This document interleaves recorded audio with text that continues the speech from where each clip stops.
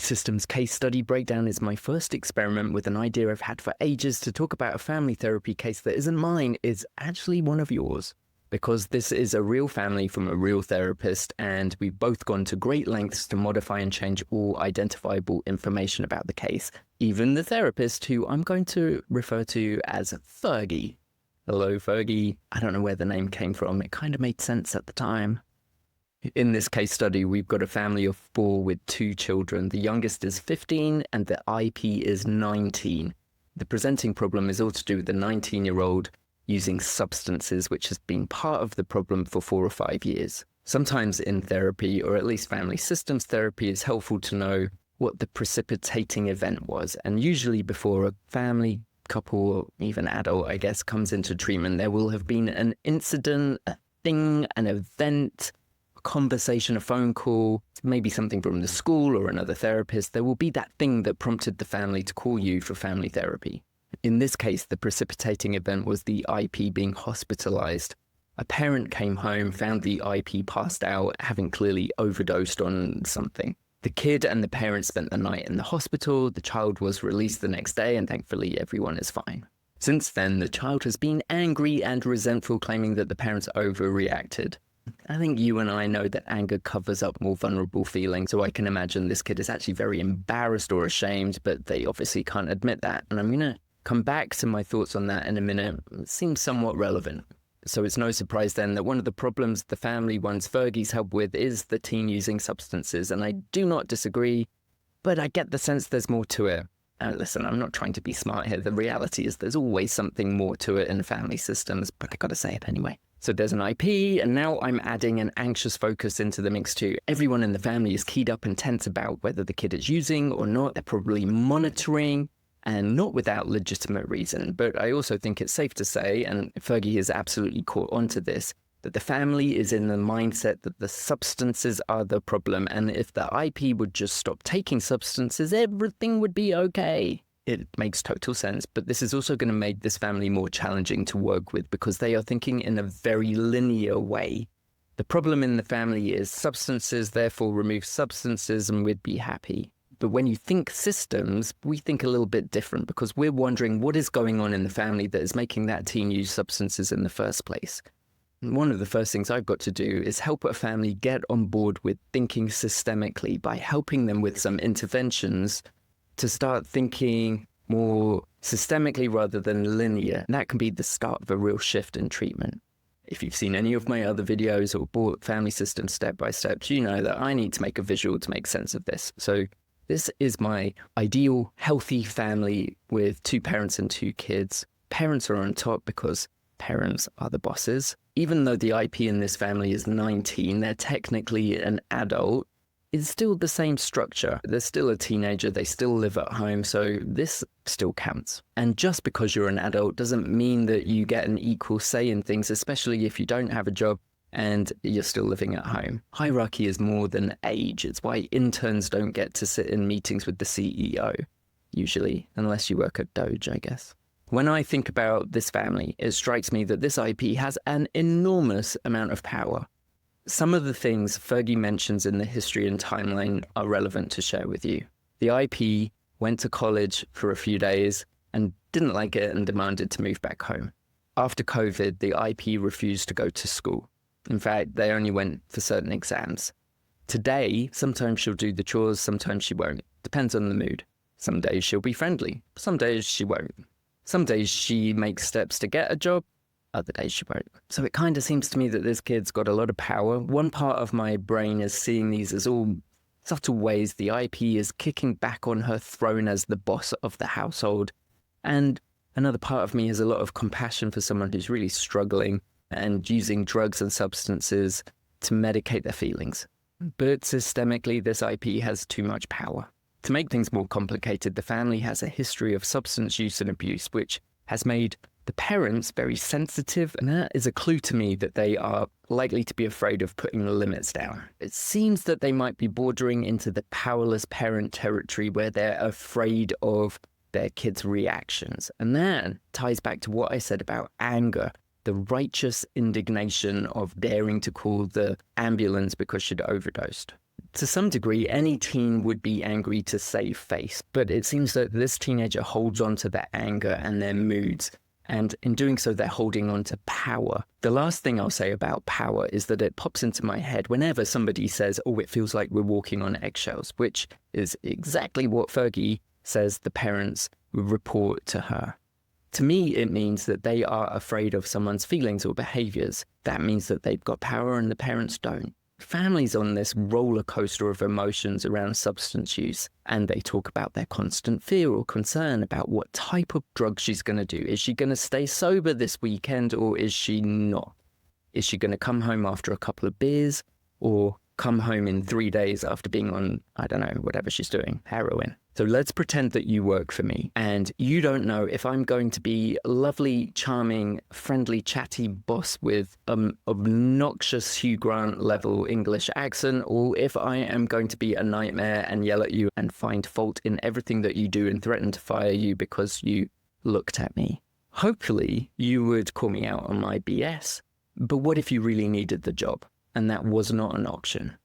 You're probably going to walk around on eggshells until you figure out my mood each day. You're going to be on edge about making mistakes. You're going to make sure I'm in a good mood each morning by greeting me with a Starbucks. Triple pump, no fat chai latte, please. And make sure that there's no yellow M&Ms in the jar of candy on my desk. I really should have been a diva. If I'm a temperamental boss, you are going to accommodate your behaviors to make sure that I don't fire you. This is what the teen is doing unconsciously, and in doing so, they're ruling the household, they're maintaining this position of power, and the only thing that they've got to wield power with is fear and anger.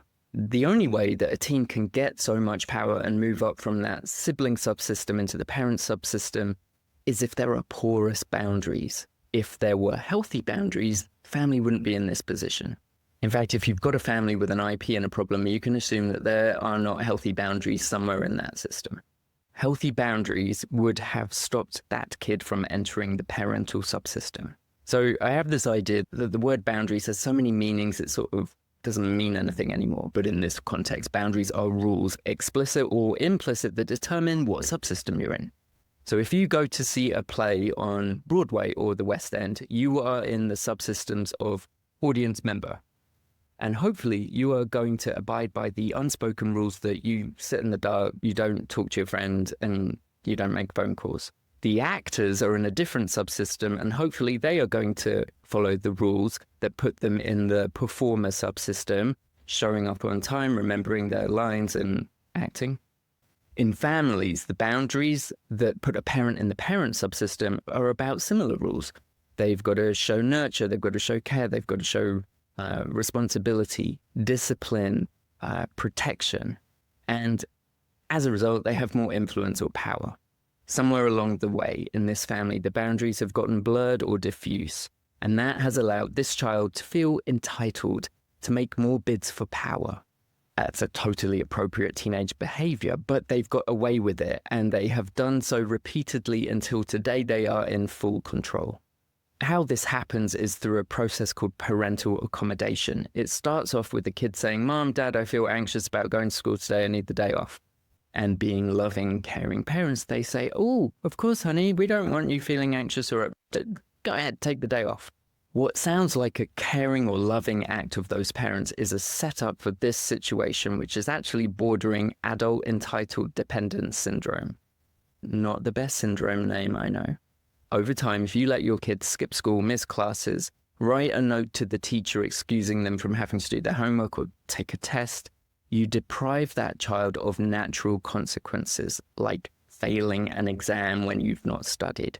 Failing an exam is a really good motivator to study for the next one because it doesn't feel good. That feeling of getting an F is a motivator. It's a little bit of shame, a little bit of embarrassment, a little bit of guilt. But we have those feelings to guide our participation in the world. From an evolutionary perspective, we develop these feelings to help us stay part of society because staying part of society means life, means we're not fed to the wolves. So if I did something messed up like steal food from my neighbor, they would have kicked me out of the village and then I would have potentially been eaten by saber-toothed tigers or dinosaurs or whatever. So we develop feelings of guilt, shame, remorse to learn that that is not a good thing to do. The other side to this is all about anxiety, right? If I feel anxious about going to school, it's actually good for me to lean into that anxiety to overcome it. It's actually developmentally appropriate to feel anxious, go to school anyway, overcome the anxiety, have an okay day at school, because the next time we feel anxious, we remember that we did deal with it and we did get through it and it was really unpleasant, but actually anxiety is something that we can work through. Parents who accommodate to their kids' demands, their anxiety, are depriving that child of a really valuable experience of mastering very common and appropriate levels of anxiety. And now, fast forward to today, this teen won't do anything to conquer that anxiety, getting a job, going to school. They now avoid situations that provoke any amount of distress because they never learned to master it. Substance use makes a lot of sense to me, because if I can't soothe my anxiety internally by naming it, taming it, talking to it, soothing it, then I'm going to turn to something else that does, which might be a beer or a dirty martini with blue cheese stuffed olives at 10 a.m. or just an espresso. So if this fits and Fergie agrees with the parents being out of control, one of the things that we really have to do is toughen up those boundaries. That is really challenging with a 9-year-old, much less a 19-year-old. So unfortunately, Fergie has her work cut out for her. But here is where I would go with it. Boundaries are about putting limits down on what is acceptable and what is not. So the first boundary you can put down with these parents is, what are the house rules about substances? I think it is totally appropriate for any parent to decide on the rules about substances, because in our house that we own or we pay the rent on, we have decided that there will be no drugs and no alcohol. I suspect if you say alcohol, you're not going to get much buy-in, but it's worth a try. Either way, what is incredibly black and white for me is drugs are illegal. There are no illegal substances in this house. If we find any, there will be consequences. I would do the same for chores and jobs. In our house that we pay rent on, or we pay the mortgage on, we all have tasks to do. And if you want to live here, you have to contribute. You're going to have to pay 20% of your income, or we just expect you to have a job if you want to live here for free. If you don't get a job in X amount of time, then we will have to insert consequences. And absolutely do the same for violent behavior too. In this house, there is no violence. If you are violent, we will do ... So sit down with the parents, make them come up with a list of things that are unacceptable. They both need to agree on them. They also need to come up with a list of consequences, and those consequences have to be agreed upon by both parents and quite easy to implement. Go through all the what ifs. So if there is any violence in the house, we will call 911. Now, there's a whole module on this in Family Systems Step by Step that covers how you get parents to agree on boundaries and consequences, and another section that talks about how the IP can ask for changes in them called the proposal method, which are probably more appropriate for younger teens. So those are how we would put parents back in power, toughen up those boundaries. I also think that parents need to go to Al-Anon meetings, right? It's a 12-step meeting for people who are in a relationship with someone who's using. That's them, right? And I think Al-Anon is all about helping understand detaching with love and boundaries, yada, yada, yada. I don't think I have all of the information to really understand the function of the symptoms. Fergie, I think, has got an opportunity here to get more information because symptoms serve a purpose. So drinking or using could be to keep the family together. Drinking or using could be to keep attention of the brother who's actually cooking up meth in his bedroom. Drinking could be to stop mum and dad from fighting. We don't quite know. So one of the bits of information I would be very keen to get is what happens to whom and who does what when the kid uses. Right, and specifically there's mention of the family's anxiety around what type of drugs she's going to do, whether it's beer or heroin or meth or whatever it is. So I imagine that the drug of choice organizes the family differently. How does the family change depending on the severity of the drug use and the behavioral outbursts? Right, let's compare the two things. We've got parents who feel utterly powerless against their kids' moods, but we've got to understand what that means, how things change and move. So the next time there's a report of her using any drugs, I would jump on it with a whole bunch of circular questioning. Who noticed that the teen was high first? Who did what? Then what happened? Where was dad when mum did? Where was mum when dad did? Who called who? Then what? Then what? We want to get that cycle of interaction going on. That was what happened after, but we also need to know what happened before. What was going on in the house when you decided, okay, I'm going to get wasted? So that's a little different from what happened the day you used. Because if I'm having a really crappy day at work today and it's Monday, I could easily decide to buy a bottle of wine on Friday night, which ends up with me waking up in Vegas 2 days later.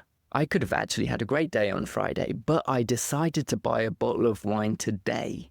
It's important to ask questions about what was going on the day you decided to use, who was doing what, then what happened, what did you say, what did he say, what did mum do, what did dad do, then what, then what, then what. And that is all about getting a full picture of this cycle. If we can get to understand the function of the symptom, we can find other ways to implement the same change. So let's say the IP drinks whenever mum and dad fight. That would be a relatively easy fix because we could send mum and dad to couples therapy.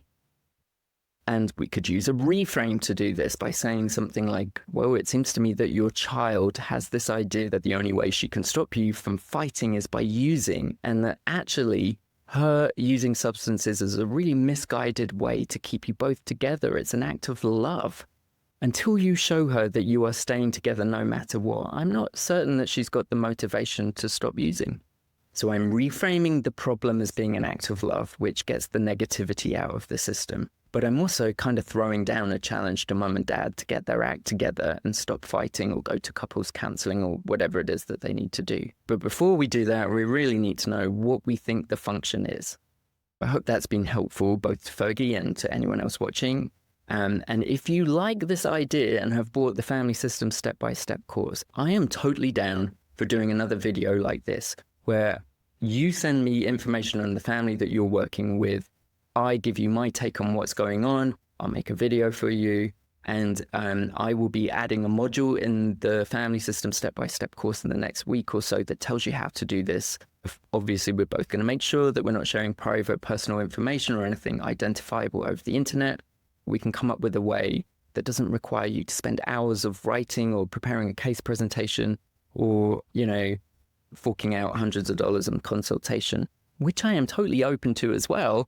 But given time zones and scheduling, it's not that easy. And maybe this is a way that I can make more content that's helpful for more people, but also help you. Well, let me know what you think.